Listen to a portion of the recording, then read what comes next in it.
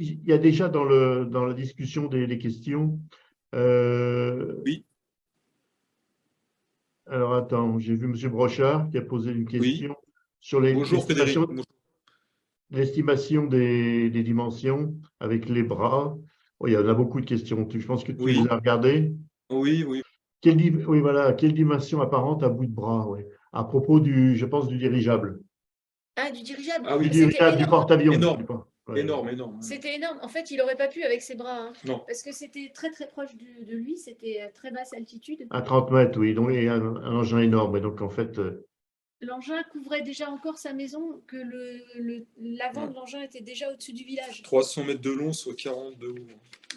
Lui, il habite en entrée du village, et enfin, disons un petit peu en dehors du village, et l'arrière de l'engin était encore au-dessus de la maison, que l'avant était déjà au-dessus du village. C'était très, quelqu'un très... qui connaît ces classiques qui Allô? demande si ce n'était pas la gare de Ah, Perpignan. Ah, vas-y, quelqu'un. non, bonjour Vincent, je voulais juste vérifier si mon Ah, micro marchait je vois correctement. bien. Bonjour. Voilà. Vas-y, Bonjour Vincent. Bonjour Vincent. Ah, Ah, ça fait plaisir de te Ah, ça me fait voir. plaisir Vincent. ouais, je viens de m'apercevoir que j'ai plus beaucoup de cheveux sur la tête, hein. C'est pas grave. Voilà, je vais vous laisser finir, et puis quand je pourrai. Ah, tu peux y aller Vincent. Tu peux y aller, Vincent. Vas-y, hein, Vas-y, n'hésite vas-y, pas. vas-y, raconte. Au Ok. contraire. Donc, déjà, merci de me donner la parole. Ça fait du bien, parce que c'est pas évident d'en parler tous les jours, hein. Ça fait bizarre un peu. Donc, moi, ce qui m'est arrivé, ça s'est passé le 1er janvier. Alors, j'ai lu tout à l'heure, il peut se passer des choses bizarres le 1er janvier. Je bois pas d'alcool. Je fume une cigarette de temps en temps, mais il n'y a rien dedans. De toute façon, de par ma profession, je suis régulièrement contrôlé, donc je ne peux pas me permettre de faire quoi que ce soit. Et puis, de toute façon, ça ne m'intéresse pas, ce genre de choses. Excusez-moi, je suis un peu nerveux, ça fait bizarre, hein. Pas de problème. Donc voilà, c'était le 1er de l'an. Je l'ai passé tout seul à la maison parce que je travaillais le lendemain et puis le surlendemain. Je travaille par tranche de 24 heures en général. Et bon, j'ai tapé ma gamelle, peinard, je regarde un peu la télé. Et puis vers minuit et quart exactement, je me suis dit, tiens, il faisait beau. Je suis allé sur mon balcon. Et c'est ça qui me fait bizarre parce que je vais jamais sur ce balcon. Quand j'ai emménagé, ils ont changé la rambarde du balcon et j'ai pas confiance. C'est un toc, j'ai l'impression que ça va se barrer. Enfin bon, le problème, il n'est pas là, quoi. Et donc, je me suis mis sur mon balcon avec ma vaporette, paf paf, peinard. Et là, sur mon côté, sur le coin de l'œil, j'ai vu justement ce triangle apparaître, quoi. Donc, comme vous le disiez, triangle, 25 mètres de côté, sur dimension, je suis à peu près sûr, 5-6 mètres de haut, très plat, complètement noir. Mais noir, j'ai pris l'expression noir comme le jet, ou si je peux faire un parallèle, il y a souvent, je regarde la chaîne que vous avez citée tout à l'heure, la Connexion Mixer, où les gens, quand ils voient un Dogman, ils disent qu'il est plus noir que noir. Et c'était vraiment ça, mais vraiment noir, noir. Oui. Cet engin était entouré d'une brume. Alors moi, j'ai appelé ça brouillard de guerre, un peu comme pour le camoufler, si vous voulez. Et il avançait à une hauteur. Alors maintenant, je sais à peu près la hauteur, parce qu'avec un ami, on a fait des vérifications avec un drone et un télémètre laser. Ça n'a pas duré longtemps, parce qu'il y a des résidences autour. Alors un drone qui vaut mieux de résidence, c'est interdit. Puis 2 jours, ça rend les gens paranoïaques. Il devait être à 55 mètres du sol, et il avançait à une vitesse environ entre 10 et 15 km/h. Au niveau de la direction, je sais qu'il y a des gens tout à l'heure qui ont reconnu l'endroit où c'était, parce que je l'ai vu, et puis machin. Il avait une direction, attendez, je l'ai renoté, sud-est-nord-est. Excusez-moi, c'est un peu brouillon, hein. Et quand j'en ai parlé à des gens qui habitent un peu dans le quartier, en qui j'ai confiance, la première réaction qu'ils ont eue, c'est un avion. Alors, ça ne peut pas être un avion, déjà par rapport à l'altitude, par rapport à la vitesse à laquelle il allait. Un avion se serait décroché et se serait cassé la gueule. En plus, il avait une vitesse vraiment linéaire. C'est-à-dire que ce n'était pas par à-coup, il avançait quoi, tranquillement. Et surtout, voilà, nous, on a un aéroport à côté, hein, l'aéroport de Mérignac. Et en fin de compte, cet objet coupait la trajectoire des avions. C'est-à-dire que si vous prenez l'aéroport de Mérignac, les pistes, là, l'engin coupe la trajectoire des avions. Donc, c'est totalement impossible au niveau, tout simplement, sécurité. On va appeler ça comme ça, quoi. On va dire ça comme ça, quoi. Et donc, voilà, la description de l'engin, 25 mètres de côté, 5-6 mètres de haut. Et comme vous le disiez tout à l'heure, c'est la description que j'en ai faite, euh, en bout des pointes, il y avait des lumières de type oblong orangé. Donc, quand j'ai vu ça, et c'est ça qui me surprend maintenant avec le recul, je n'ai pas été surpris de le voir. C'est-à-dire que je ne m'y attendais pas, hein, je n'ai pas de truc mental ou quoi que ce soit, de toute façon, je n'ai pas les connaissances pour parler de ça. Mais j'ai vu ce truc, j'ai dit tiens, ah, ça y est, j'en ai vu un. C'est la réaction que j'ai eue sur le moment. Là, je suis rentré chez moi, j'ai pris mon téléphone. Bon, le problème, c'est que c'est un vieux Blackview 5005.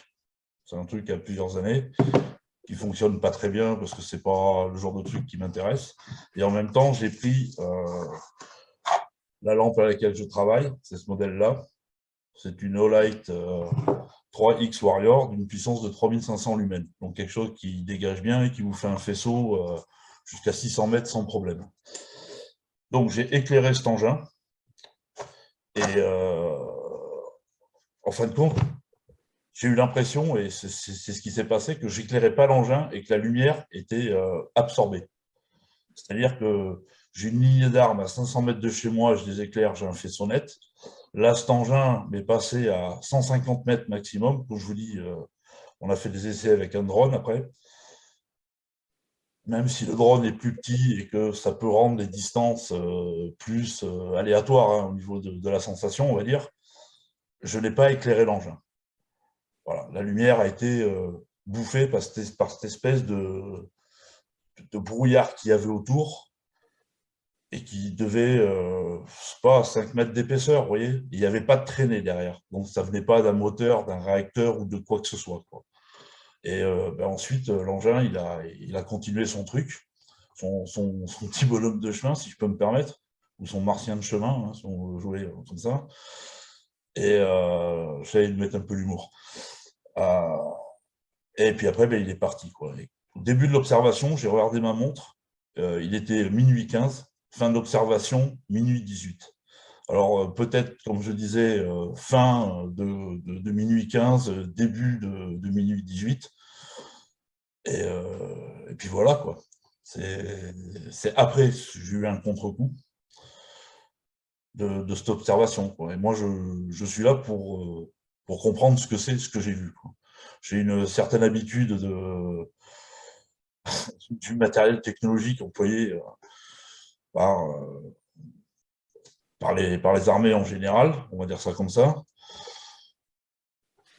Et je ne comprends pas ce que j'ai vu, quoi. Parce que cet engin flottait, je vous dis, à une hauteur de 55 mètres. C'est à peu près ce qu'on a calculé, parce qu'il est passé au-dessus de l'immeuble qui est en face de moi. Il n'était vraiment pas au-dessus, pas très haut de l'immeuble. Et voilà, quoi, tout simplement, il flottait, quoi.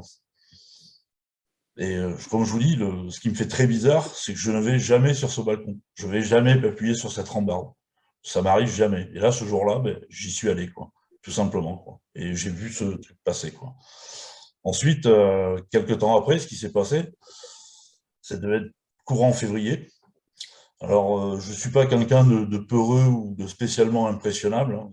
Ça m'est arrivé de faire des urbex avec des amis où je vais dans des lieux où eux, ils ne veulent pas aller. Je suis limite attiré par la curiosité va l'emporter sur la peur. Voilà. Chez moi, c'est un peu ça, quoi. Je vais régulièrement en forêt tout seul, camper, me promener le jour, de nuit, donc c'est pas le genre qui me dérange. Et je dors la fenêtre ouverte, parce que je suis pas frileux, et sur mon balcon qui est derrière là, je laisse régulièrement les portes et les volets ouverts, quoi. Et ça m'est arrivé 3 fois, dont 2 fois où c'était vraiment très fort, où j'ai ressenti le besoin de fermer ma porte-fenêtre et de baisser mon volet. Sans savoir pourquoi. C'est que je me suis levé, j'ai vu ça, et j'ai ressenti le besoin de baisser mon volet et de fermer ma fenêtre. Et c'est ça que j'aimerais comprendre, quoi. Je ne sais pas si je me suis bien exprimé là. Peut-être un peu. Non, très bien, Vincent, très bien. Très bien, et il y a un point qui m'a frappé parce que ça m'a rappelé ce que nous avait raconté à propos des triangles de la nuit. C'est que souvent, ces engins sont plus noirs que le noir. Et ça avait fait penser à Daniel Robin, à une lecture qu'il avait faite d'un procédé découvert par les Américains pour avoir un noir absolu, pour arriver à absorber toute la lumière. Et ça a été découvert récemment, et ça fait penser à ce genre de technologie. C'est-à-dire qu'en fait, le monsieur a envoyé de la lumière, mais l'engin est tellement noir qu'il absorbe absolument tout. Qu'est-ce que c'est la couleur noire? C'est l'absence de lumière. Hein. Donc, ça veut dire que l'engin est capable d'absorber toute la lumière qu'on envoie dessus à 99,99%. Il ne renvoie rien. Alors que même le charbon renvoie 1 ou 2% de la lumière. Voilà. Et moi, ce qui me titille un peu, c'est pourquoi j'ai été là à ce moment quand ce truc est passé. Parce que bon, je ne vais pas dire c'est un vaisseau spatial, j'en sais rien. Je n'ai pas les connaissances pour pouvoir dire exactement ce que c'est, si ça vient d'une autre dimension, si c'est humain, si ça vient de l'espace, je ne le dirai pas. Je décris juste ce que j'ai vu et les sensations que j'ai ressenties. Sur le moment, quand j'ai vu cet engin, je vous dis, c'est comme si je voyais un camion que j'ai l'habitude de voir passer une fois tous les ans. Tiens, mais il est passé là. Vous voyez, je n'ai pas été surpris de voir cet engin-là. Par contre, ce qui m'inquiète, voire enfin, plus ça m'intrigue, que si ça m'inquiète un peu quand même, c'est les deux sensations que j'ai eues plus tard, où j'ai ressenti le besoin limite de me calfeutrer, quoi. Alors que de par mon ancien métier, je me suis retrouvé dans des endroits où ça craignait vraiment, on va dire. Et là, c'est pas de la peur, c'est un besoin limite de me protéger, vous voyez, de fermer ce volet, de fermer cette fenêtre. Et limite, s'il y avait eu quelqu'un sur mon balcon, ou juste derrière mon balcon en train de m'observer, ça ne m'aurait pas surpris, quoi. Mais j'ai pas eu si je parle de courage, on va dire ça comme ça, quoi, mais j'ai pas eu l'envie d'aller voir. J'ai pas eu l'envie d'aller voir. J'ai fermé tout, c'est ce que je vous avais dit la dernière fois qu'on est au téléphone. J'ai tout fermé, je suis allé dans ma piole, dans ma chambre, pardon. Après, j'ai passé une nuit correcte. Hein. J'ai pas fait de cauchemar suite à l'observation, j'ai pas fait de rêves récurrents, j'ai pas eu de vision, je sais pas ce qu'on peut avoir dans ces cas-là, quoi. Mais vraiment, ces 2 fois là, sur 3, la première, c'était plus peut-être parce qu'il faisait froid ou j'étais fatigué, mais ces 2 fois, j'ai vraiment ressenti le besoin de tout fermer, quoi. Comme si, je sais pas, de tout fermer. Je ne vais pas vous expliquer pourquoi, parce que ce serait raconter des bêtises. Mais j'ai eu besoin de fermer, de baisser mon volet, chose que je fais rarement. Bon, là, ça fait un peu froid, et puis hein, j'ai bossé aujourd'hui, je suis fatigué. Mais autrement, c'est tout le temps ouvert, quoi. À part s'il fait moins 10 dehors. Je vous dis, je ne suis pas du tout frileux, je n'allume pas le chauffage. Et là, j'ai eu besoin de me calfeutrer, quoi. J'ai eu besoin de fermer mes portes et de baisser le volet, quoi. C'est aussi simple que ça, quoi. Et c'est ça que j'aimerais comprendre. Et je vous dis, et le fait aussi d'avoir vu cet engin et que ça ne m'a pas surpris de le voir. C'est ce que je vous avais dit au départ, hein, ça ne m'a pas surpris de le voir. J'ai dit, ah, ça y est, j'en ai vu un, quoi. Ça a été un peu la réflexion que je me suis fait. Et après, je suis parti au lit, pas comme si de rien n'était, ça c'est pas vrai. Parce que je me suis quand même posé des questions à savoir ce que j'avais vu, ce que c'était, ce que ça faisait là aussi quand même. Parce que bon, voilà. Mais c'est ces 2 sensations que j'ai eues plus tard. Je vous dis, c'est à peu près, j'ai pas de date exacte à vous donner, je ne les ai pas notées, j'aurais dû d'ailleurs. Cette sensation de me calfeutrer, de fermer mes portes et mon volet. Ça, c'est ça qui me titille vraiment, quoi. Ok. Voilà. Merci Donc, beaucoup. merci beaucoup. Merci Vincent. Merci Vincent. Merci. Et j'ai vu une question, il y a Frédéric Branchard qui pose la question, la dimension apparente. Alors la dimension, ça, je suis à peu près sûr de moi. C'est pareil, c'est une question d'habitude, je dirais, professionnelle. L'engin faisait 25 mètres de côté, à 1 ou 2 mètres près, bien sûr. Et comme vous le disiez tout à l'heure dans la présentation, pyramide très, très aplatie, c'est-à-dire, je dirais, 24-25 mètres de côté sur une hauteur de 5-6 mètres. Et comme je vous disais, si ça avait été le dôme d'une pyramide, style pyramide égyptienne, ça aurait fait une pyramide, mais vraiment gigantesque, quoi. Ça aurait fait si c'était le haut d'une pyramide, ça aurait fait quelque chose d'extraordinairement grand, quoi, je dirais, quoi. Voilà, quoi. Et après, ce qui m'a surpris, je vais revenir dessus, excusez-moi, je vous dis c'est brouillon parce que c'est que représente un peu quand même, c'est cette espèce de brouillard qu'il y avait autour de l'engin, qui suivait un peu la forme du triangle, qui devait, tout à l'heure j'ai dit 5 mètres d'épaisseur, mais ça devait être un peu moins, et on voyait très nettement quand même l'objet au milieu, quoi. C'est-à-dire que cet objet, il était noir, mais voilà, moi je vais employer le noir de G parce que c'est le noir le plus profond que je vois. Frédéric. Et Dimension apparente à bout de bras, il te demande Frédéric. à bout de bras, comment? Oui. Ah, je vous dis, 25 mètres de côté, tu as équilatéral sur 5-6 mètres de haut, quoi. C'est comme ça que je le vois et c'est comme ça qu'il était, quoi. Parce que c'est une habitude que j'ai quand même au niveau des dimensions et des distances, quoi. Et l'engin m'est passé à. Bah, si vous remettez la carte, de toute façon, les gens, ils ont compris où c'était. L'engin m'est passé à, je dis 100 mètres, c'est grand maximum 100 mètres. L'immeuble en face de chez moi est à 130 mètres, il est passé au-dessus, quoi. Et, il est passé sur mon côté, quoi. C'est-à-dire vraiment, il a pratiquement, je ne vais pas dire survolé l'immeuble où je suis, mais il est passé à moins de 100 mètres, l'engin, sur la direction que j'ai indiquée tout à l'heure, quoi. C'est impressionnant quand même. C'est, L'altitude, c'est très bas, hein. Je crois qu'il y a une question sur l'altitude, c'est très bas, hein. ouais, C'était tout ça. à fait. Oui. L'altitude au départ, moi je l'avais calculé de visu, je vous dis, à 70 mètres. Et après, ça me paraissait haut par rapport à la hauteur des immeubles que j'ai autour de chez moi. Et avec un ami, un collègue qui est pilote de drone professionnel dans notre métier, on va dire, on a accroché un télémètre laser dessous et on a estimé la hauteur à 55-60 mètres maximum, quoi. D'accord. C'est vraiment très très bas, quoi. Et j'habite au 4e étage. Si l'engin m'est apparu à peu près à cette hauteur, à une distance de 100-120 mètres, quoi. Vous voyez. D'accord. Donc vraiment du coin de l'œil, sur une, je sais pas, ça va faire dans les 30 degrés à peu près. Donc c'est avec ça que on a pu estimer la hauteur de l'engin. Puis de toute façon, il est passé au-dessus de l'immeuble, il était à 15-20 mètres de l'immeuble en face. Et il a disparu derrière l'immeuble, justement. L'immeuble est là et l'engin, il est parti comme ça, tout seul, tranquille. On a parlé à un moment d'une soucoupe avec une petite soucoupe avec un trou au milieu qui ressemblait à la Brocard. Et je vois que Jonathan Ginet nous apporte une précision. Il dit la Brocard était un projet confié au Canada par l'US Air Force. Ouais, je m'en souviens.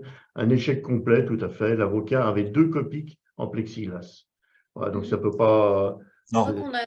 On a le témoin qui est là. On a le témoin, Patrice, qui est là Je aussi. ne sais pas s'il veut s'exprimer aussi, le Bah, témoin. il s'appelle comment, ce témoin? Merci Vincent. Tout le plaisir est pour moi. Merci beaucoup, Vincent. Anthony, désolé, hein, c'est dommage. Qu'est-ce qu'il dit? Il va se reconnecter. Ouais, essaye si tu arrives à Essaye te de te reconnecter. En tout cas, il y a des remerciements pour Vincent. Je crois qu'il y a des gens qui ont apprécié son témoignage. Merci beaucoup, Vincent, de ta présence, d'avoir pris le Alors, c'est juste pour terminer, c'est moi qui vous remercie. Ce qui m'a décidé un peu quand même à témoigner, c'est que déjà, premièrement, je veux savoir ce que c'est, tout simplement, hein, c'est une curiosité. Je veux comprendre ça et les sensations que j'ai eues derrière. Et ensuite, c'est un peu pour faire avancer la cause, hein, si personne à un moment. En tout cas, c'est parfait parce que ça donne vraiment de la chaleur, ça devient vraiment beaucoup plus concret avec d'avoir le témoin qui raconte lui-même ce qu'il a Je vu. peux vous dire que le fait d'en parler, bon, ça fait du bien, hein, c'est ce que j'avais dit à Anne et Bruno, ça fait du bien, mais ça fait quand même bizarre, quoi, parce que j'en ai parlé un peu autour de moi, et soit je passe pour un dingo, soit les gens, voilà, ça a été un peu la réaction, c'est le premier de l'an, t'as piché, t'as fait la fête.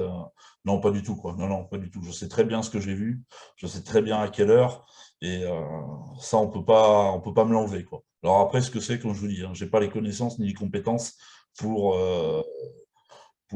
savoir ce que c'est, quoi. Ok, merci beaucoup. J'ai demandé au 3e membre du duo, qui est Rémi Fauchereau. Qu'est-ce qu'il pense de tout ça, Rémi? Salut, Rémi.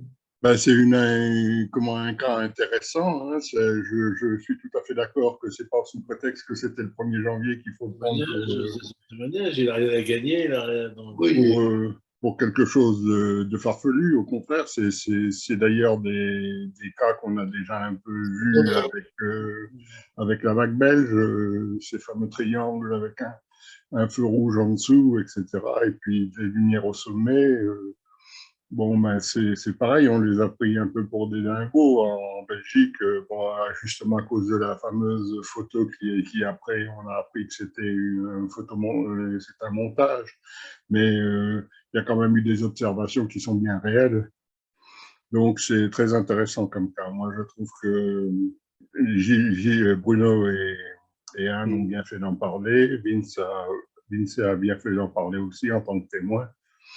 Moi, j'ai eu des formes triangulaires dans Lyon, mais j'ai pas eu tout à fait ça. C'est pas avec un feu rouge central. J'ai plutôt eu des triangles avec des lumières, des lumières au sommet, des spots comme des spots, quoi, avec des faisceaux aussi.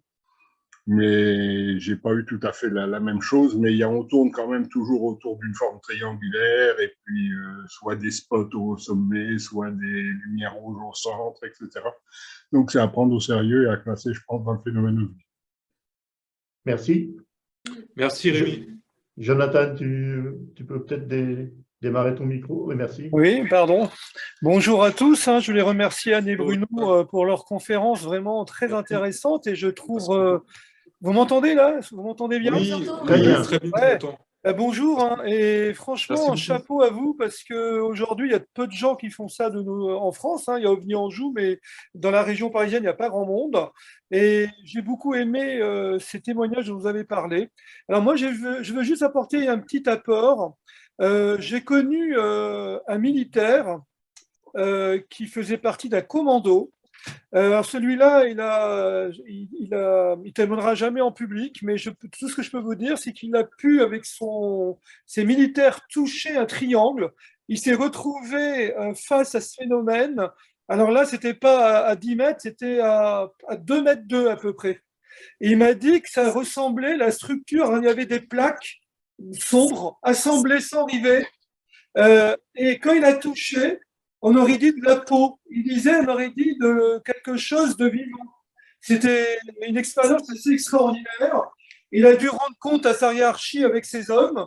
Ils sont passés, alors ils ont été mis un peu au secret à l'époque. Ça s'est passé il y a plus de 20 ans. Voilà, donc c'était un petit apport. Et juste aussi une aparté rapidement. Pour les caméras dont vous parliez tout à l'heure, il y a un appareil photo qui existe, c'est le Nikon P1000, et celui-là est capable de saisir en nocturne des avions, on va dire, jusqu'à 5-6 000 mètres correctement. Voilà, et ça vaut 1 000 € à peu près. On peut s'en servir aussi pour faire de l'astrophotographie. Voilà, juste un petit apport par rapport à tout à l'heure. Ah, je m'entends mal, j'ai du harcèlement dans mon casque. Ça résonne, c'est atroce. J'ai arrêté là, mais en tout cas, bravo à l'équipe. Et puis c'est sympa le petit clin d'œil à Jimmy Gu aussi. Voilà. Merci. Très important. Merci, Jonathan. C'est génial, merci. P1000, tu vois. Oui. C'est à cause de moi, je pense. Ça va, Rémi? Oui, ça va un peu mieux. Là, j'avais coupé mon micro et tout parce que faut que je m'occupe de ma maman qui a Alzheimer, c'est pas facile. Et puis j'ai été boire un café parce que j'étais un peu KO. J'ai pris un bon café, ça m'a frappé. Et puis, enfin, je sors de l'hôpital, c'est normal. Et puis là, j'ai quand même écouté toute votre conférence. Eh bien, c'est très intéressant. Moi, j'ai retrouvé tout ce que vous avez décrit, à part le grand truc là dont vous avez parlé. Ça, dans Lyon, j'ai pas eu des trucs comme ça, mais des formes patatoïdes et tout ça. J'ai eu des trucs comme ça, des patates de couleur bleue avec des hublots, etc., qui faisaient le tour d'un bosquet du côté d'Avalon, dans ces coins-là. J'ai eu toutes ces formes-là, toutes les formes dont vous avez parlé. Je les ai trouvées dans Lyon, moi aussi. J'ai beaucoup de cas, moi. J'ai pas fait comme vous, je me suis pas penché sur quelques cas que j'ai approfondis vraiment de manière très intéressante. J'ai récolté le maximum de cas. Moi, j'ai fait l'inverse de vous.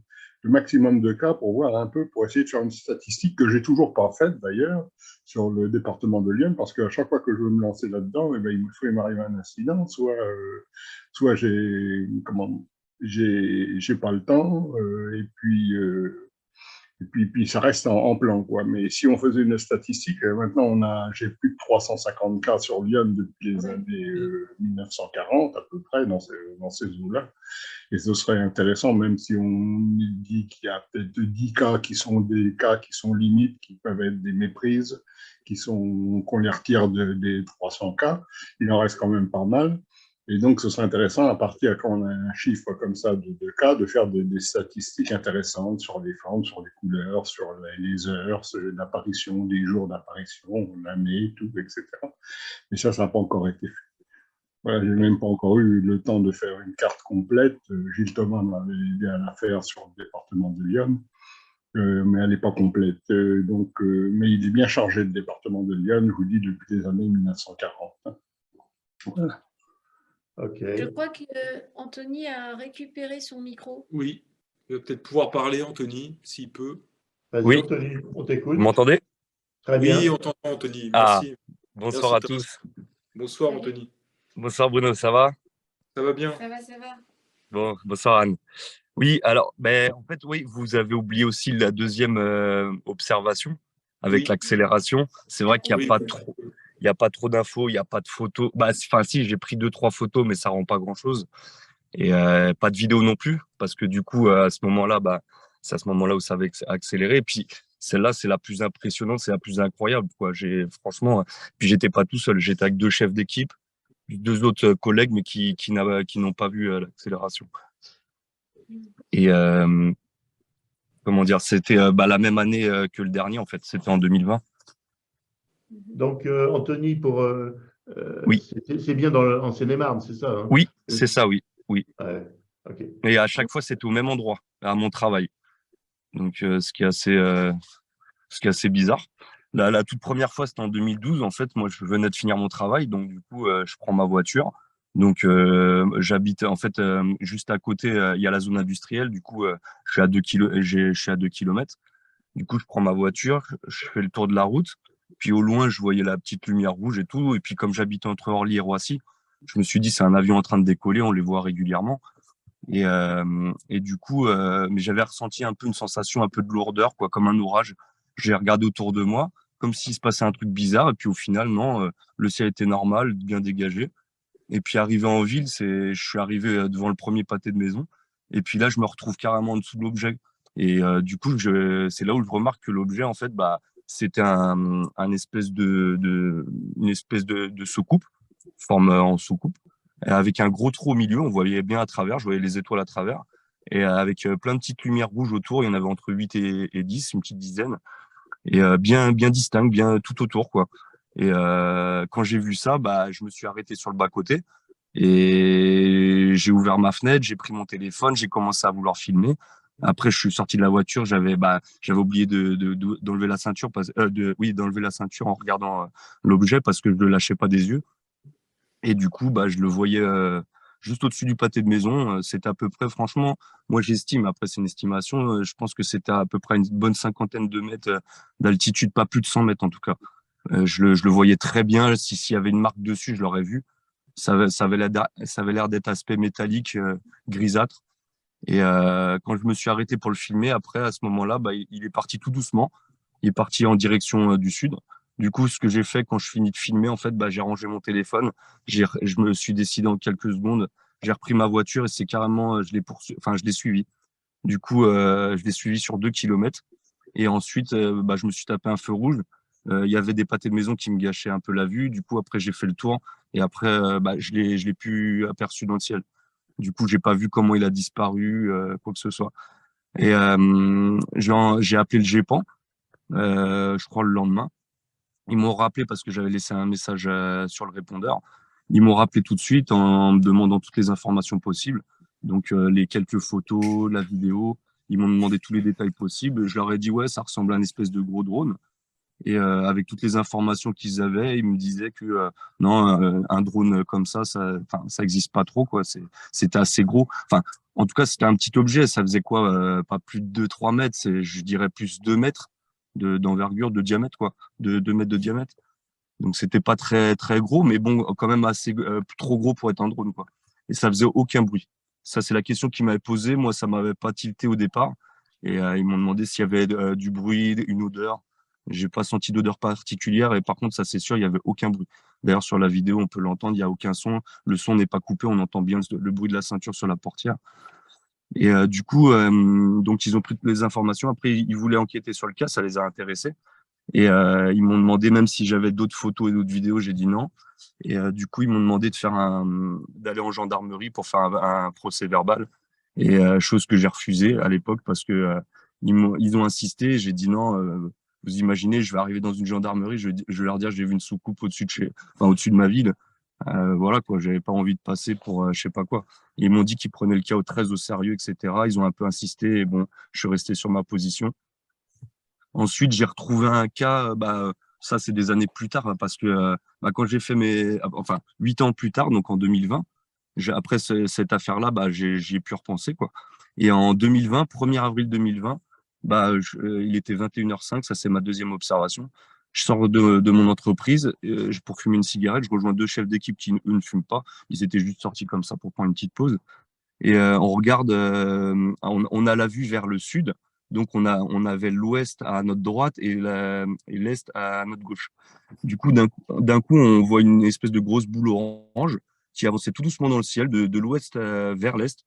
Et on se dit, tiens, c'est un avion. Et puis je me dis, non, ça clignote pas, ça peut pas être un avion. Généralement, à cette distance, il clignote parce qu'il y a comment ça s'appelle, les feux de position, ils mettent leur clignotant parce qu'ils ils sont dans une phase d'atterrissage. Du coup, ça clignotait pas du tout, ça avançait tout doucement. Et d'un coup, ça s'arrête. Et mon collègue, il me dit, tiens, non, c'était une illusion d'optique. Je dis, mais on l'a vu avancer. Il me dit, non, non, c'est une illusion d'optique, c'est une étoile, ça bouge plus. Et il me dit, tourne 30 secondes et compte jusqu'à 30 et après tu te retournes. C'est ce que j'ai fait. Je me suis retourné 30 secondes, j'ai compté, je me suis retourné, l'objet était toujours là. Je dis, ah ouais, c'est vrai, tout, c'est bizarre. Donc on commence à en discuter, on se dit, on a bien vu ça bouger. Il me dit, ouais, on a peut-être eu une illusion d'optique. Et d'un coup, donc je prends deux, trois photos qui ne rendent pas grand-chose, malheureusement. Et d'un coup, je me dis, bon, je vais filmer. J'active le mode vidéo et à ce moment-là, l'objet, il a fait une accélération, mais incroyable, indescriptible, tellement que c'est parti à une vitesse, ça a fait un trait dans le ciel, tellement c'est parti vite, comme une étoile filante. Sauf que c'est parti à l'arrêt et c'est parti vers l'ouest en moins d'une seconde, il avait déjà disparu du ciel. Et franchement, pour voir ce genre de truc, moi, j'avais déjà lu ça quelques temps avant, parce que pendant le Covid, ça parlait un petit peu dans les groupes d'OVNI, donc j'ai vu deux, trois trucs. Je me suis dit, tiens, ouais, ça a l'air d'être impressionnant, mais franchement, j'y croyais pas trop. Mais c'est vrai qu'il faut le voir pour le croire, quoi. Et surtout, nous, on était trois à le voir. Et on s'est retourné. Mes collègues, je leur ai demandé, je dis, t'as vu la même chose que moi? Il m'a dit, ouais. Le deuxième, je dis, t'as vu la même chose que moi? Il m'a dit, ouais. Et du coup, il m'a dit, qu'est-ce que c'était? Mais je dis, on ne saura jamais, malheureusement. Du coup, franchement, la vitesse, c'était incroyable. C'est comme si vous preniez une cigarette et dans le noir total et vous le bougez rapidement. Vous voyez, ça fait un espèce de trait lumineux pendant une demi-seconde, quoi. C'est l'effet lumineux sûrement sur la rétine. Enfin, je sais pas trop comment expliquer ça, mais en tout cas, ça a fait un trait dans le ciel d'un coup. Et c'était pas une étoile filante, hein, c'est parti à l'horizontale et de l'endroit là où il était venu, hein. Donc, c'est venu de l'ouest, ça s'est arrêté en face de nous, ça allait vers l'est à la base et ça s'est arrêté et ça est reparti vers l'ouest.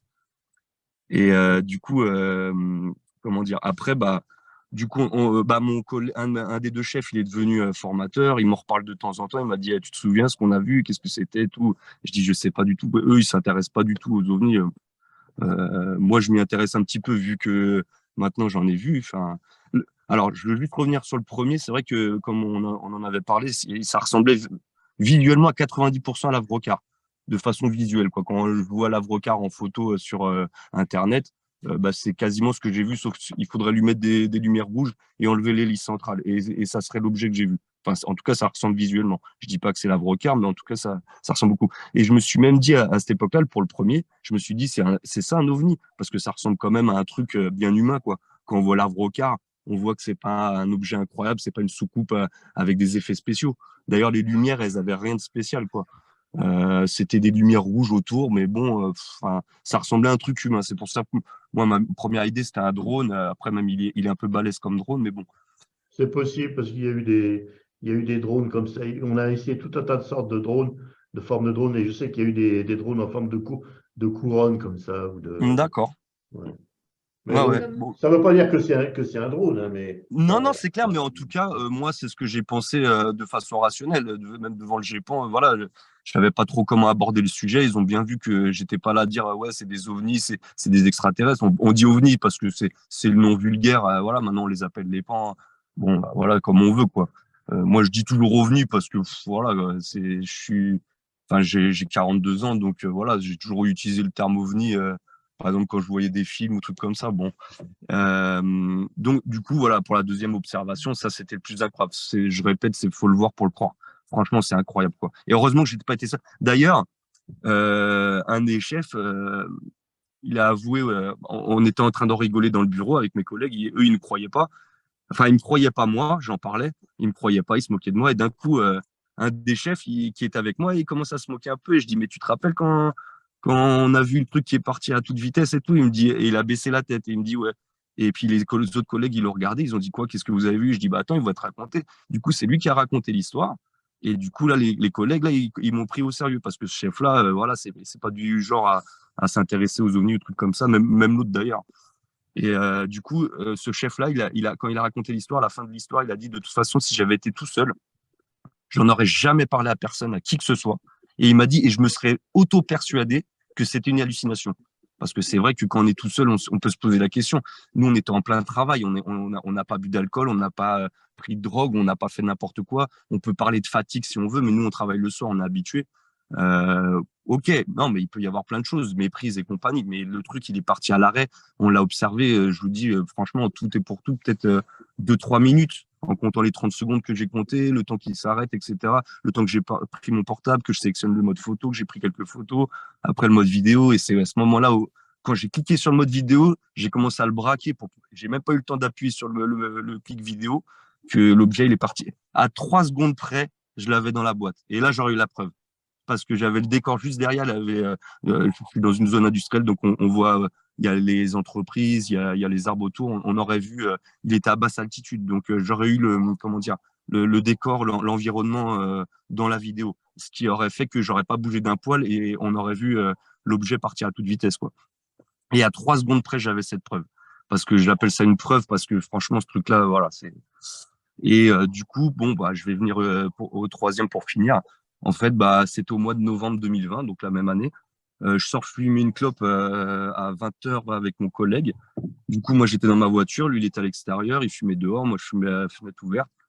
Et d'un coup, il était, lui, il était du côté de l'Est.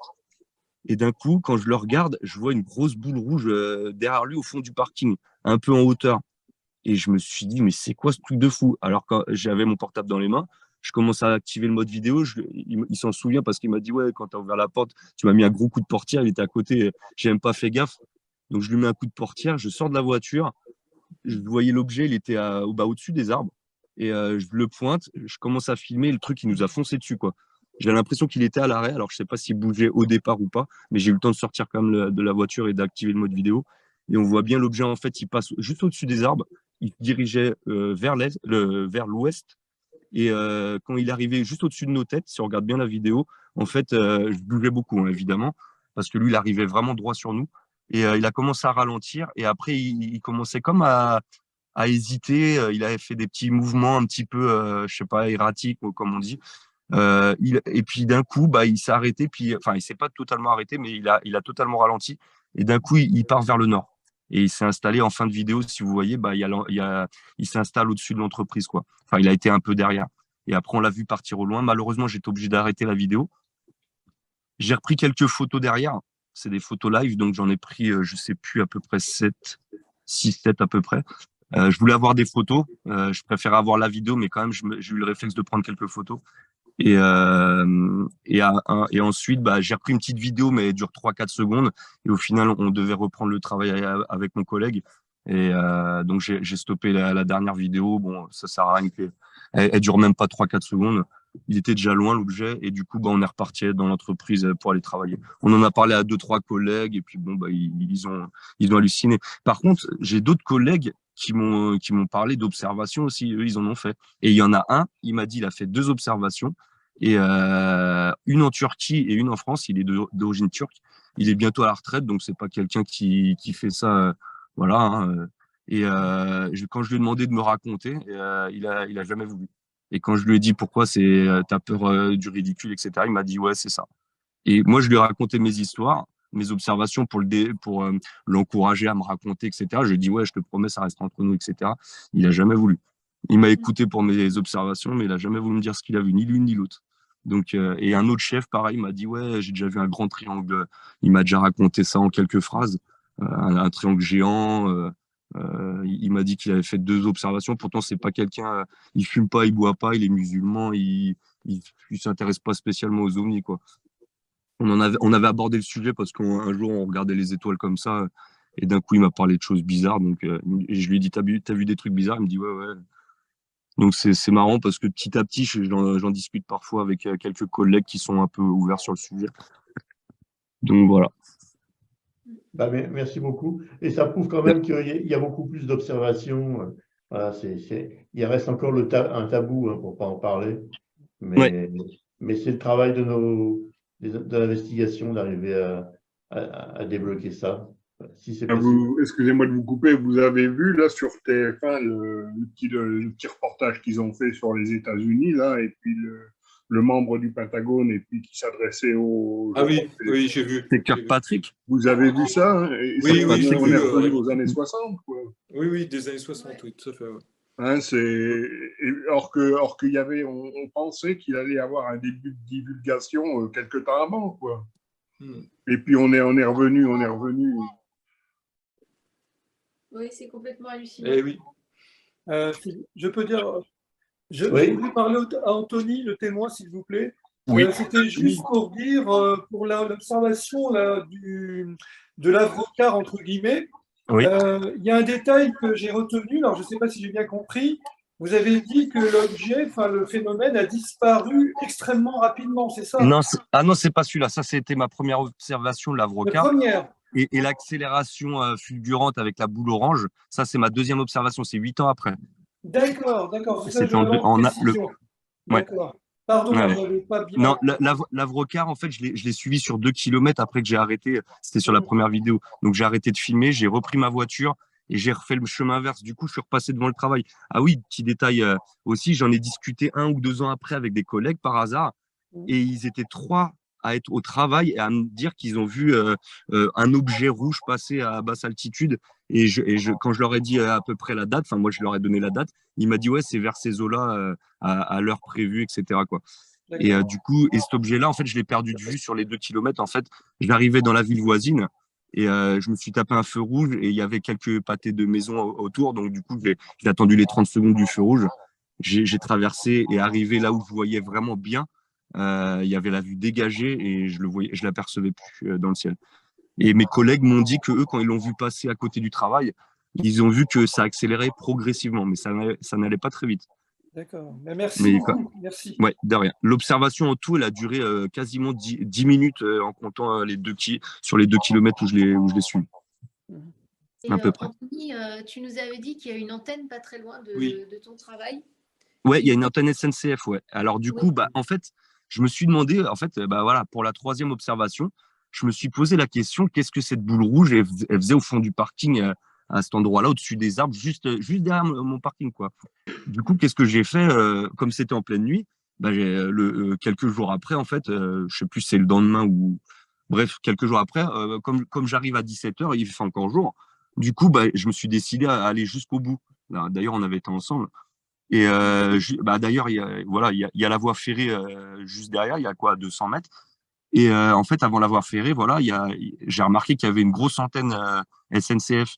Et moi, quand j'ai aperçu cette grosse boule rouge, elle avait l'air de faire des arcs électriques bizarres, quoi. Ça faisait comme, quand nous on l'a vu passer au-dessus de nous, c'est pareil, ça ressemblait à des flammes, mais c'était pas des flammes, quoi. C'était bizarre. Comme du plasma, ouais. Quand je vois de plasma, ouais, ça ressemblait un peu à ça, ouais. Ouais, franchement, ouais. C'était vraiment très spécial, hein, à voir. Dans les environs de ton travail, un peu plus loin, je crois que tu nous disais qu'il y a aussi une grosse antenne de la marine, un truc Alors, comme ça. il y a une douzaine d'antennes de la marine nationale, je crois qu'elles font 200 mètres de haut, donc elles sont vachement balèzes. On les voit, c'est simple, elles sont à 9 ou 10 kilomètres de chez moi. Je les vois au loin, quoi. Parce qu'elles clignotent fort par rapport aux avions, elles sont très hautes. Et en 2000, alors si je me trompe pas, c'est en 2015, j'ai trouvé un article de journal Le Parisien, parce que je me suis renseigné du coup, quand j'ai vu cette antenne SNCF, je me suis renseigné le rapport entre les ovnis et les antennes, je me suis dit pourquoi pas. Donc du coup, j'ai regardé. Et j'ai trouvé un article de journal dans Le Parisien, et c'est carrément une journaliste, et j'ai retrouvé la vidéo, je l'ai marqué dans les commentaires, je sais pas si vous avez vu, je te l'enverrai, Anne. C'est une vidéo Dailymotion. J'ai retrouvé. Alors, il y a l'article de journal Le Parisien et il y a aussi la vidéo sur Dailymotion de la journaliste qui a été témoin de l'OVNI, qui était au-dessus des antennes et elle a prévenu la gendarmerie et ils ont fait 3 tentatives d'interception en vain. Ou non, ils ont fait une tentative d'interception. Ils l'ont détecté à 17h, 20h et tentative d'interception à 23h. Et en vain. Ils ont envoyé l'hélicoptère de la gendarmerie apparemment. Et c'était un drone de 1,50 m de diamètre, d'après l'article du journal Le Parisien. Donc 1,50 m de diamètre, de forme triangulaire. Ça ne court pas les rues, ce genre de drone. Et c'est marqué dans l'article du Parisien. Je peux te renvoyer l'article quand tu veux. Extrêmement intéressant. Oui. Parce que la question que je pose, c'est est-ce que la proximité d'installations militaires pourrait être la source des observations récurrentes qui se passent dans ton coin? Moi, oui, c'est clair, parce que je me suis posé la question. Quand on voit un ovni, on se dit, ouais, on a de la chance et tout. Mais quand on en voit 3, on commence vraiment à se poser des sérieuses questions, quoi. Et il y en a un, il m'a sorti, ouais, ça se trouve, il s'intéresse à toi. Et ça fait pas plaisir. Moi, j'ai pas envie qu'il s'intéresse à moi du tout. Non, non. En fait, que tu as des horaires un peu tardifs, ça te permet d'être présent. C'est possible, ouais. Et je pense que ça favorise les observations. Oui. Et d'ailleurs, on va qu'on retourne parce qu'on avait dit qu'on se verrait. On Ouais. en profite. Retourne sur Avec les plaisir. L'observation avec toi à Ouais. l'occasion. Ouais, avec plaisir. Avec plaisir. Ok. Et du coup, ces antennes, en fait, ma deuxième observation, quand l'objet s'est arrêté en plein milieu avant l'accélération, du coup, nous, on le voyait plein sud, c'était en direction de ces antennes, par contre. D'accord. Je ne sais pas si je vous l'avais précisé, puisqu'elles sont au sud de mon travail. Oui, on en avait parlé de ça. Je m'en souviens. Ouais. Et du coup, voilà, c'est peut-être, comme j'ai vu l'article de journal, apparemment, vous voyez, j'avais l'impression qu'il s'intéresse, le troisième qui s'intéressait à l'antenne SNCF. C'est pour ça que j'ai fait la recherche et que je suis tombé sur l'article du Parisien, et qui, eux aussi, sont fait survoler par un drone de forme triangulaire. Ils disent pas un ovni, ils disent un drone de forme triangulaire. C'est bien précis. Et il y a carrément la journaliste dans la vidéo Dailymotion qui dure à peu près 2 minutes, je crois, ou 3 minutes. Et on voit la journaliste carrément qui en parle. Et je crois qu'elle fait plus partie du Parisien, je suis pas sûr. Okay. Moi, j'ai eu dans Lyon un cas comme ça avec une antenne. C'est une antenne de portable. C'est joué pour les portables, qui était située en haut d'un mont qui s'appelle le Gros Mont. Il y a le petit mont, le Gros Mont, à côté de Villiers-sur-Tholon, où passe l'autoroute A6 entre les deux monts. Et il y avait 2 copains qui jouaient aux échecs. À 23h minuit, ils sont sortis pour fumer une cigarette et ils ont vu une sorte de phénomène orange qui arrivait avec 2 sortes de baies vitrées à l'intérieur d'un diamant tronqué, comme on dit. Et la partie tronquée du diamant, donc la pointe du diamant, elle s'est détachée du reste du diamant et elle a été en direction de cette antenne, se situer au-dessus de cette antenne de portable, comme si, ils m'ont dit, comme si elle voulait se recharger électromagnétiquement. Et puis elle est revenue se positionner en dessous, puis après le diamant, on peut dire le diamant complet, est parti en direction de Migène, la Roche-Migène, quoi, la fameuse gare de la Roche. Oui, la Roche-Migène, oui. Voilà. Alors donc, moi aussi, j'ai eu ce phénomène. C'est le seul que j'ai eu dans Lyon. Mais j'ai eu un phénomène avec une antenne, un ovni et une antenne. Et c'était bien une antenne. Moi, c'était une antenne pour les portables. Pour les portables. D'accord. Nous avons Frédéric Brochard. Je ne sais pas s'il est toujours disponible. Peut-être qu'il a des observations à nous faire. Frédéric, si tu as 2 mots à nous dire. Apparemment, non. Qu'est-ce qu'il y a? Nous avons... Excusez-moi, ça a coupé à cause d'un appel. Je suis désolé. Non, mais... Ok. Merci, Anthony. Merci. Ouais. Merci à vous. Donc, Guy, quand tu as J'ai vu Guy, oui, tout à l'heure, oui. Guy, tu peux peut-être... Si tu veux intervenir, vas-y. Oui, j'aurais 4 remarques à faire. En ce qui concerne les photos et les vidéos, j'ai vraiment pas confiance. Parce que depuis le temps qu'on fait des enquêtes sur le terrain, comme on dit, on a obtenu des photos et des vidéos de jour et de nuit. On a remarqué souvent que ce que les gens voyaient de visu avec leurs yeux, ça n'apparaissait pas forcément sur les pellicules ou comment dirais-je, sur le matériel des appareils photo modernes maintenant, numériques.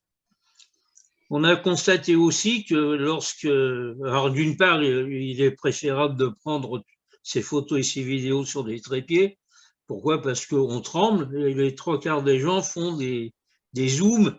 Et ça, on ne peut pas analyser ce qu'il y a sur enfin, pas sur les pellicules, mais sur les appareils numériques. Et qu'est-ce que je voulais dire encore? Maintenant, il y a les impressions de Monsieur Vince, là, le témoin. Il a eu un témoignage intéressant, classique, toujours avec les mêmes ressentiments, les mêmes impressions, comment dirais-je, son inquiétude de se délivrer de ce qu'il a vu. Ce qu'il a vu, il l'a vu, comme la plupart des témoins, et c'est difficile à expliquer parce que généralement, ce qu'on a vu, ça correspond toujours aux événements du moment. C'est-à-dire que dans les années 54, on voyait les soucoupes volantes d'une certaine forme. Maintenant, on les voit d'une autre façon, en tant que fusée ou comment dirais-je, lueur dans le ciel, avec aussi du matériel, comme on l'appelle, taux les boulons. Je me souviens aussi avec Didier Gomez, ça c'était à Albi, on avait fait une enquête avec Castelnau Davis sur le fait suivant. Sorti d'une colline, les témoins avaient vu, c'est pas une boule, ni, je sais plus, c'est un amas de lumière. Cette lumière, la grosse lumière, était plutôt jaune. Ça a avancé d'une colline vers la vallée du Tarn et les témoins ont vu qu'ils ont rejoint à ce moment-là un triangle. Et peu avant d'approcher le triangle qui était en place au-dessus d'une ligne à haute tension, cet amas lumineux s'est transformé en triangle. Alors avec Didier, je me souviens, on avait discuté une fois, est-ce que quelque engin qu'il soit, c'est-à-dire soucoupe ou phénomène lumineux, est-ce qu'il n'y a pas un effet électromagnétique qui permet de le faire avancer, soit au ras de la Terre ou beaucoup plus haut, et qu'à un moment donné, cet effet magnétique qui l'entoure de sorte de lumière disparaît, et à ce moment-là, on le voit apparaître dans sa réalité, c'est-à-dire un engin métallique ou un objet volant quel qu'il soit. Ça pourrait expliquer le phénomène de la lampe électrique, c'est-à-dire que le rayon lumineux arrive sur une zone qui permet un effet magnétique lumineux, il ne peut pas le traverser, mais à partir du moment où, par exemple, il y aurait moins, je dis effet magnétique, ça pourrait être autre chose, mais est-ce qu'à un moment donné, cet effet disparaît et que les rayons lumineux n'iraient pas, par exemple, sur la partie matérielle de l'engin? Ça, c'est des questions qu'on s'était posées. On avait remarqué aussi, je vais revenir aux photos, qu'à l'époque où il y avait des appareils photo qui tiraient, c'est-à-dire il n'y avait pas de pellicule, le paysage apparaissait directement sur une pellicule, c'était un papier qu'on tirait de l'appareil. Et ça, on a eu des témoignages, des gens qui nous présentaient des photos où on voyait vraiment des choses qui étaient, avaient l'air d'être de matériel, si vous voulez. Et j'ai oublié de dire aussi que sur les photos et les vidéos, lorsqu'elles apparaissaient sur un appareil numérique, qu'on récupérait la photo sur un ordinateur, À partir du moment où la photo avait vraiment photographié le phénomène lumineux, c'était toujours un astre ou une étoile. Mais si c'était une chose qui zigzaguait, le témoin disait « Je l'ai vu avec mes yeux, mais il n'est pas sur mon appareil photo. » Parce que moi, ça m'est arrivé. Actuellement, je suis dans le Val-d'Oise, je ne suis pas à Paris, et à travers le Velux de mon bureau, j'avais parlé à l'époque d'un phénomène, ça s'est passé en 1991, c'était un amas de lumière lumineuse, bleu, blanc, de toutes les couleurs, mais des couleurs magnifiques, et il y a des moments où j'avais l'impression de le voir à 500 mètres, et des moments où j'avais l'impression qu'il était auprès de la fenêtre. Et mon appareil photo et ma caméra, qui sont toujours prêtes sur dessous le Velux, j'ai pris des photos, et toi, Patrice, tu les as vues aussi, et il n'y a rien dessus. Et par contre, alors, quand le phénomène s'est éloigné, je me suis mis de l'autre côté de ma maison sur une autre fenêtre, j'ai pris une photo avec un appareil, comment dirais-je, à pellicule, et il y a comme une chenille avec des petites lumières rouges, vous voyez, et qui s'éloignaient. Et j'avais même dit qu'il y avait comme un bruit, comme un moulin à café qui moule du café. Donc, est-ce que j'ai du mal à parler parce que je suis pas tellement fort en ce moment. Comment je pourrais vous expliquer? Est-ce que le phénomène ne nous trompe pas dans toutes ces affaires-là? C'est-à-dire qu'on voit quelque chose avec les yeux, on ne peut pas le récupérer sur une caméra ou un appareil photo. Est-ce qu'il ne nous fout pas aussi des idées dans la tête? D'une part, de nous faire voir ce que si ça l'intéresse, et de nous mettre dans une situation où on est inquiet, où on se demande si on n'est pas fou, et un peu comme l'histoire aussi de, comment dirais-je, de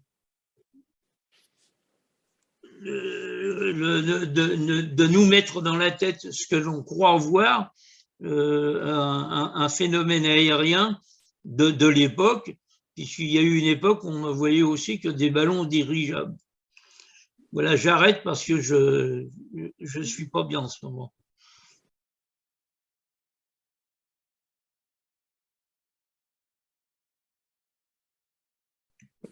Merci Guy, merci. C'est génial. Et c'est vrai que c'est des... Vas-y Anne. Oui, je pense que tu as raison. Peut-être que le phénomène est une forme, il y a une forme de manipulation qui nous donne à voir ce que l'on doit voir. Oui. Je pense qu'il y a effectivement peut-être... Parce que moi, j'ai beaucoup plus enquêté à la campagne que dans la région parisienne. Ici, pour voir un phénomène lumineux, j'habite à côté de l'aéroport du Bourget, il y a trop de lumière, on ne voit pas grand-chose. Mais à la campagne, les gens ont vu des triangles, ont vu des portes, ont vu des genres de portes dans le ciel qui ressemblaient à des vitres, mais comment on appelle ça? C'est un vitrage qui rend la lumière, mais on ne peut pas voir à travers.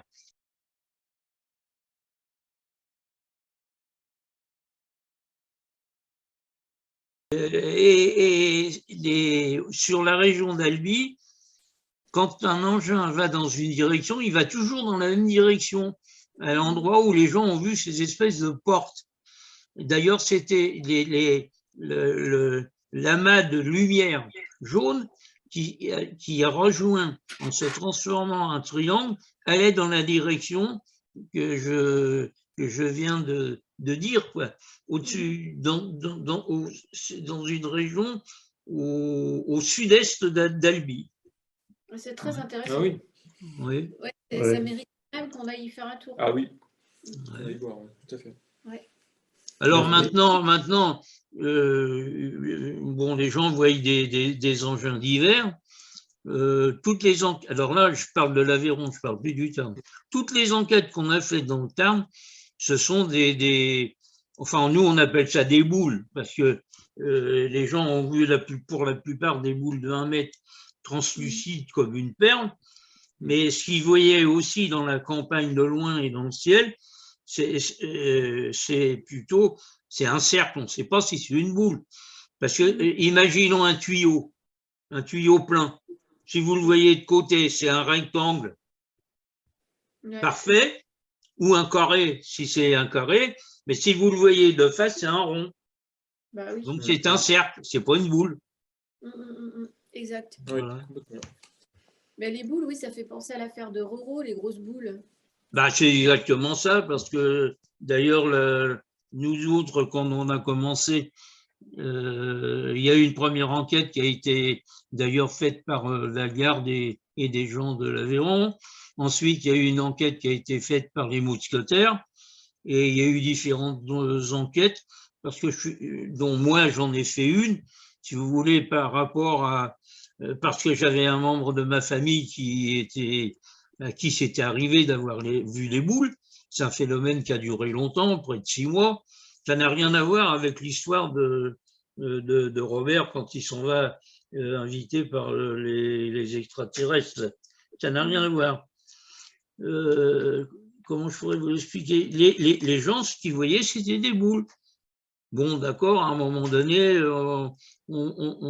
rentrait dans ce qu'ils appellent obus, un obus, disons une fusée ou un engin mer, mais on a supposé aussi que ça pouvait être aussi ce qu'on appelle maintenant des drôles d'observation qui venaient là pour voir ce qui se passait dans la nature. Oui, complètement. C'est possible. Ouais. Et alors, il n'y a pas que Robert, ni son père, ni sa grand-mère qui ont vu les boules. C'est tout un tas de personnes là-bas. Ah, il y en a énormément, oui. C'est fou, hein. C'est fou. Tout à fait. Ouais. Et alors, le plus gros, moi, j'étais tombé sur un gars, là, Nicolas Isard, avec qui je correspond encore. Et il habitait, la ferme de son père. Elle est à à 800 mètres de celle des parents de Robert. Et moi, depuis 1960, quand je passais par Clermont-Ferrand pour aller chez mes beaux-parents à Albi, et maintenant ma maison, je passais sur la route à 1500 mètres de la ferme des parents de Robert Loptel. Alors là, il y a coïncidence. Ouais. Et qu'est-ce qui m'a amené à cette affaire? C'est le cousin de ma femme à qui il est arrivé la même chose, l'histoire des boules, pas le reste. Hein. Oui. Ouais. J'ai une question, s'il vous plaît. Et alors, vous oui. pouvez pas savoir le nombre de personnes qui ont été, ce qu'on appelle maintenant, traumatisées par ce truc-là. Ils l'ont pas encore digéré hein, depuis le temps. Oui.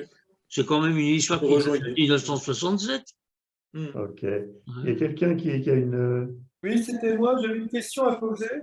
Je voudrais savoir, est-ce que vous pensez que la sphère ou les boules sont l'une des formes les plus communes en ufologie en réalité, même devant la forme soucoupe ou pas du tout? Qu'est-ce que vous en pensez? Je parle aux enquêteurs et à Guy également, si vous avez une idée. Moi, je penserais plutôt que c'est un engin d'observation, les boules. Hein. Oui, c'est plus un engin d'observation. Moi, je rejoins Guy là-dessus. Ouais. Ouais. Moi, ce serait des sondes. Des sondes, Alors, oui. une sonde, vous pensez à une sonde? Oui, oui. Pour moi, c'est des sondes. Oui, bon, des sondes, oui. Parce que le cousin de mon épouse, lui, ce qu'il a raconté, il allait rejoindre un de ses copains pour aller au bal. C'était un samedi, c'était la seule occupation à l'époque. Et puis, à un moment donné, il s'est pris d'un besoin urgent. Il a arrêté sa voiture, il était sur un petit chemin. Et à un moment donné, il regarde sur la route et puis il voit une boule, 2 boules, 3 boules, 4 boules qui suivaient comme ça, les unes derrière les autres. Alors là, il a pris peur, il a remonté son pantalon, même un peu trop rapidement. Il a foutu le camp, il avait la trouille, il est parti à la ferme de son copain, il a raconté son histoire, ils l'ont cru parce que moi, le père, il m'a dit, il était dans un sacré état. Hein. Et ils sont repartis sur la route et c'était pas très loin, quoi. Et le père, avec une torche, il a fait des signes, des signaux. Et d'un seul coup, pouf, tout est parti. Ils ont été un peu aveuglés, ils se sont retrouvés dans le cirage. Et alors, le lendemain, ou quelques jours après, le cousin, il avait plein de squames sur la figure et les bras. Voilà, comme s'il avait été brûlé, la peau foutait le camp. Voilà, ça, c'est son histoire, c'est tout. Et l'histoire des parents de Robert, eux, c'est un peu la même chose. Mais alors lui, c'est pire, parce qu'on aurait dit que les boules, elles jouaient avec eux, elles empêchaient le père d'aller d'un côté, elles empêchaient Robert d'aller de l'autre. On aurait dit qu'il y avait quelque chose d'intelligent. Vous voyez, je ne vais pas les dire que les boules étaient un être vivant, mais peut-être que c'était commandé comme on commande on fait de la radiocommande avec un peu. Oui. Voilà, ça ne va pas plus loin, l'histoire des boules. Ça ne va pas plus loin. Il n'y a rien d'autre. Il faut faire la différence, la dichotomie entre l'histoire, l'invitation des gens dans une grotte et puis l'histoire des boules que les gens ont vues sur une période bien étalée. D'ailleurs, tu as fait un numéro de la Gazette là-dessus. Merci encore. De toute manière, le monsieur Vince, il peut regarder ton site, hein, il y a toutes les gazettes dessus. De tout ce qu'on vient de parler, tout est dedans. Hein. Okay. Il y a 102 numéros maintenant. Polyèdre, peut-être qu'il y a quelque chose à ajouter. Tu fais des enquêtes, hein, Polyèdre, non seulement des balades pour nous faire découvrir la campagne de ta région et les phénomènes étranges, mais je crois que tu fais des enquêtes aussi, non? Ah, il est parti. Parce que son micro est allumé pour répondre. Oui, je pense qu'il a coupé. Patrice, je vais vous abandonner parce que je ne tiens plus. Ouais. Oui, merci Guy. Merci beaucoup, Guy. Au revoir. Salut, Guy. Il arrive. Merci, Guy. Salut. Je vois qu'il n'arrive pas à se connecter, Polyèdre. Oui. Il a des soucis. Je vais lui j'ai peut-être lui donné l'occasion. Polyèdre. Demander la réactivation du son. Ce que j'ai fait. Ouais, ça ne marche pas. Il y a un souci. Bon, c'est pas bien. Ah, si, ça y est. Ouais, c'est bon, vous m'entendez hein? Oui, on t'entend, très oui. bien. Ah, j'ai un retour, je m'entends. Ah, on t'entend bien. Parfait. Ok. Vas-y, c'est à oui, toi. alors effectivement, j'ai 2 enquêtes normalement pour cette année. Donc j'attends les vacances simplement, donc au mois de juin. Alors c'est 2 cas dont l'un est situé dans les Vosges, l'autre est en Moselle.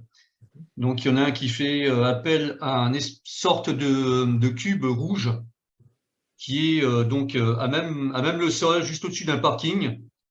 Et l'autre, en fait, c'est un triangle, tout ce qu'il y a de plus normal. Ok.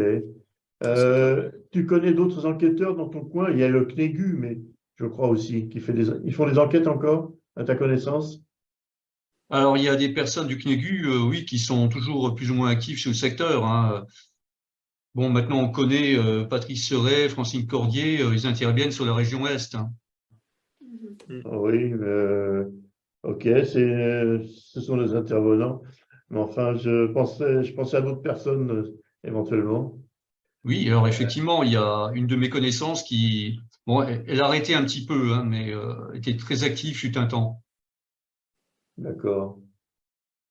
Et est-ce que tu penses développer, toi, ton activité d'enquêteur ou... Ben, c'est suivant ce qui arrive. Hein. Là, on a très peu de cas récents actuellement, donc on est un petit peu en sourdine, je dirais. Ok. Et puis, de toute façon, tu travailles aussi pas mal. Est-ce que tu travailles avec Bragi Belovac? Non? Alors, on échange de temps à autre. Ouais. Ouais. Ok. Bon. Ben, qui veut prendre la parole? Qui a des observations ou des questions? Profitons-en. Annie, Annie Joignot, par exemple, si tu Tu peux parler si tu veux. Non, non, non. parler. j'ai rien à dire. Ah, tu devrais parler de ton observation.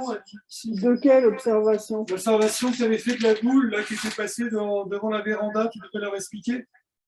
Ton observation. Oui, si tu veux.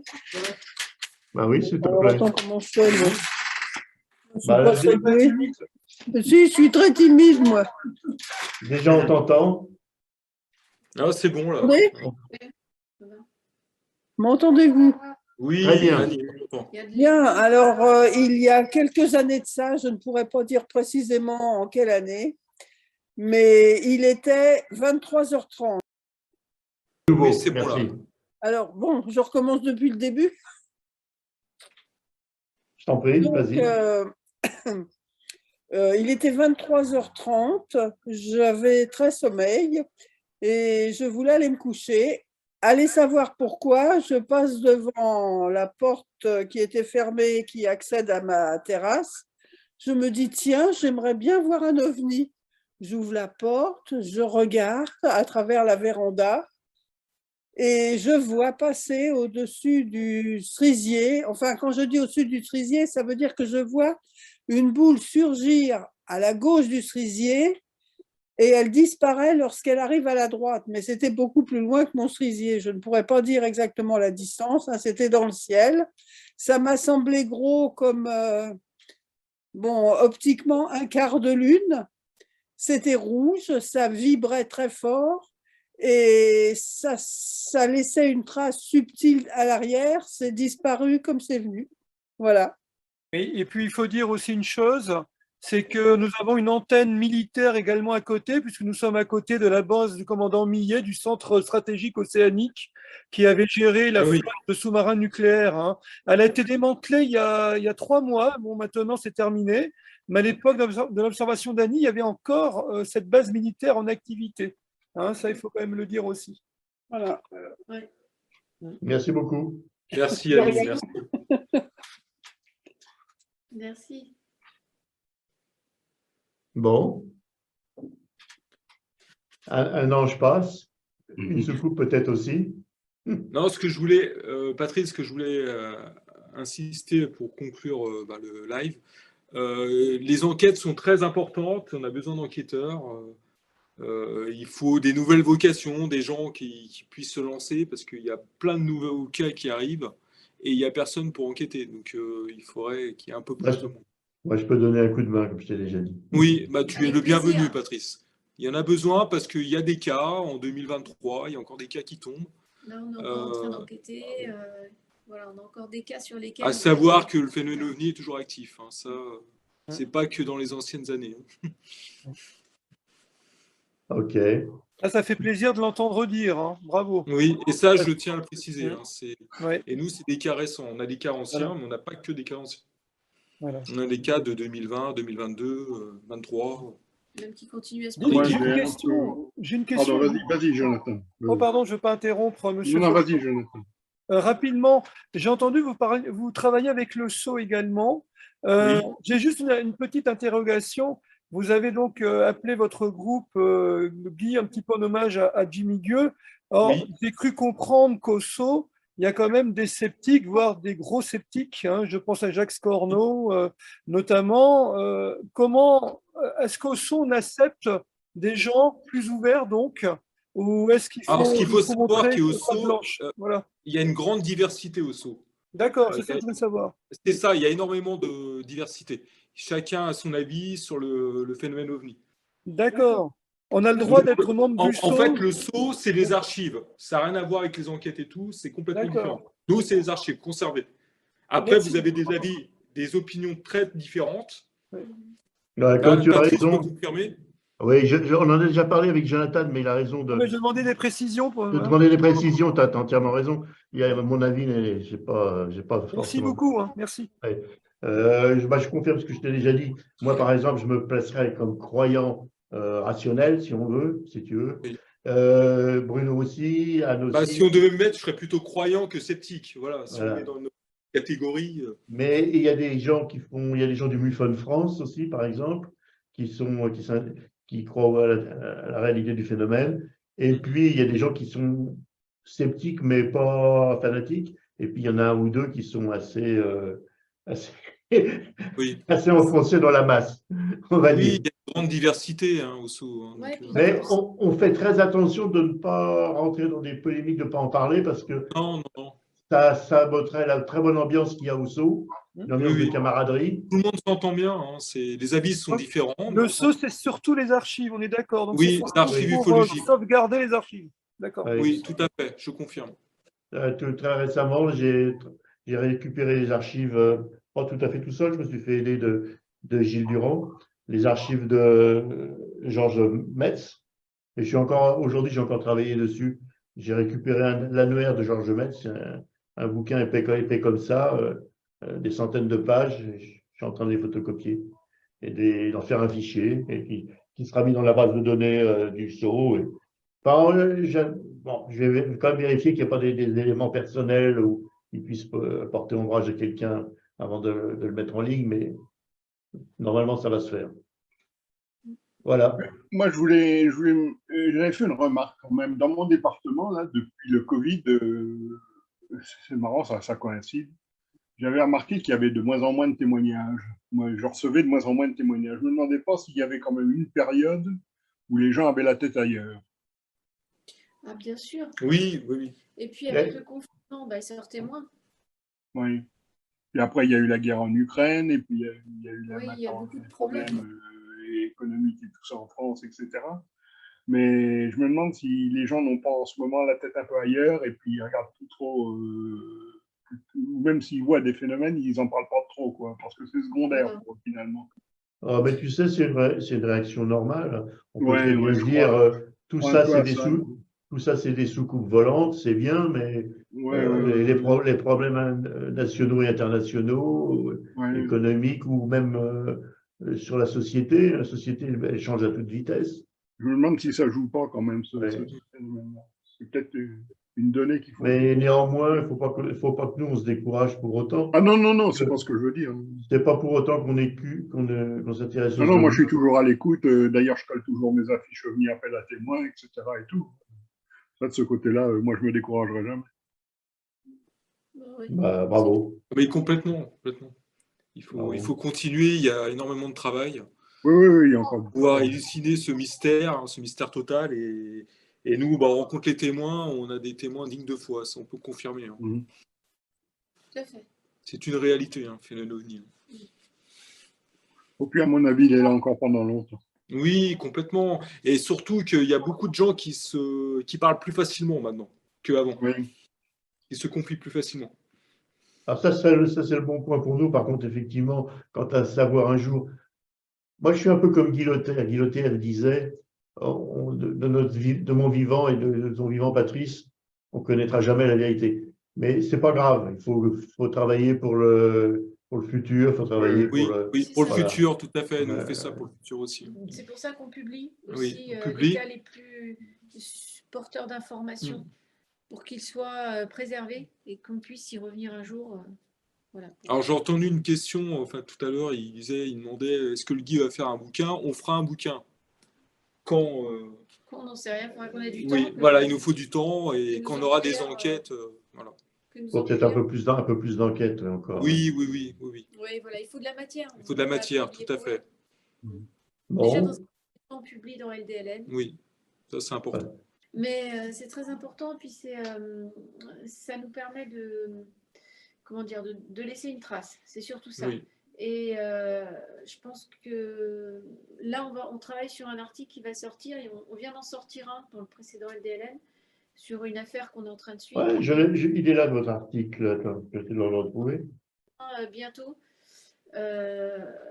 Et pour nous, c'est une référence. Voilà. Justement, la mise en page. C'est important qu'un magazine comme ça existe. Oui, mais justement. Comment les cas ne seront pas connus. Oui, mais il est critiqué, il y a une perte d'abonnement, et donc il faudra essayer de remonter, de l'aider. C'est pour ça que. Ah oui. Oui, tout à fait. Ça, il faut s'abonner, hein, sinon c'est pas magique. Hein. Alors, il faut savoir, une petite aparté, du temps de Joël Ménard, Joël se plaignait déjà effectivement d'une perte d'abonnés vers la fin. Oui.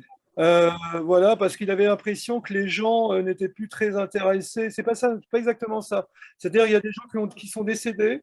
LDLN vivait vraiment par ses abonnés hein, jusqu'à présent. Hein. Il n'y a pas de publicité, il n'y a pas tout ça. Donc voilà. Et aujourd'hui, je vois que le président d'OVNI Anjou citait les Galactiques. Là, effectivement, là, LDLN est un petit peu. Moi, ça m'agace. J'en ai parlé avec la fille de Ménard encore aujourd'hui. Il y a des gens donc la Fédération Galactique là, qui sont pour moi aux antipodes de l'ufologie. C'est même un véritable danger. C'est anti-scientifique. Il y a de quoi aller prendre sa carte à l'Union rationaliste, moi je vous le dis. Et donc Marianne et puis Monsieur Lagneau, je pense, ils vont essayer d'empêcher ça, parce que sinon c'est grave, je vous le dis quand même. Hein. Donc voilà, parce que la façon galactique, c'est tout sauf de l'ufologie. Hein. Voilà. Enfin, voilà. Moi, ce que je regrette, c'est que le travail de Daniel Bruno est très important. C'est pas qu'il y ait ces rencontres galactiques, parce qu'on n'empêchera jamais les gens de faire du business. C'est déplorable, mais c'est comme ça. Oui, mais bon. Mais par contre, on ne devrait pas l'avoir au dos de lumière dans la nuit. Non, voilà. Non, non.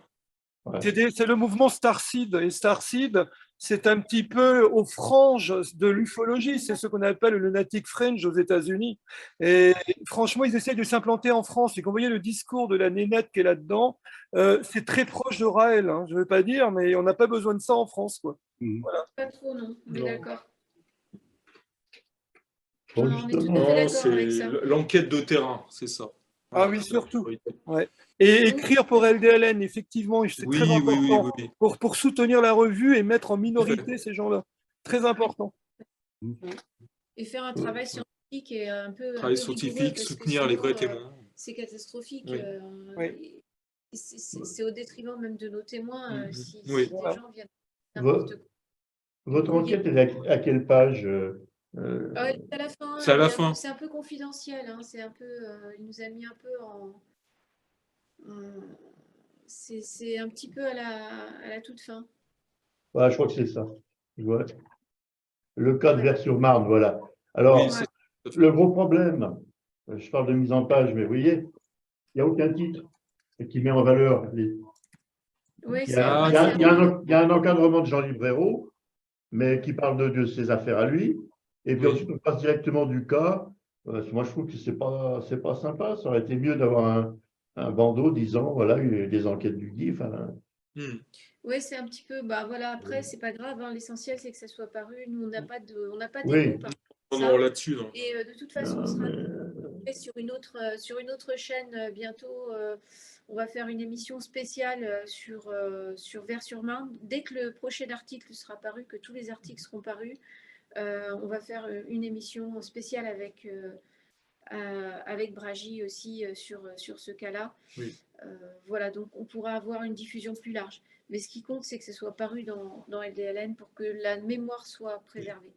Ouais, je suis d'accord. Pourtant, la mémoire, tout à fait. De toute façon, mes critiques se veulent absolument positives. C'est pour améliorer le LDLN. Oui, bien sûr, Patrice, pas de problème. Jean-Louis déjà de faire le boulot. Déjà. Merci Jean-Louis. C'est lui qui a repris le flambeau et c'est difficile. Oui, il a besoin d'aide peut-être, il a besoin de correcteurs, il a peut-être besoin de lecteurs, je ne sais pas. Qu'on voit avec lui. C'est lui d'ailleurs qui est. Enfin bref, il fait un travail aussi d'archivage. Il récupère des archives. Bon, bah, sur ce. Merci. Merci Patrice. Merci à tous. Merci. On va dire merci à tous. Merci à nos deux conférenciers. Merci à tous ceux qui sont intervenus, tous ceux qui ont écouté. Et voilà, tous ceux qui ont posé des questions. Et puis, à la prochaine fois, ce sera dans très peu de temps. Ça sera mardi 9 mai. C'est Jean Librero, le grand Jean Librero, l'Hidalgo, le vrai, le seul, qui va nous parler de quelque chose qui s'est passé en Italie. Un des premiers crashs d'OVNI, supposés crashs d'OVNI en Italie. Voilà.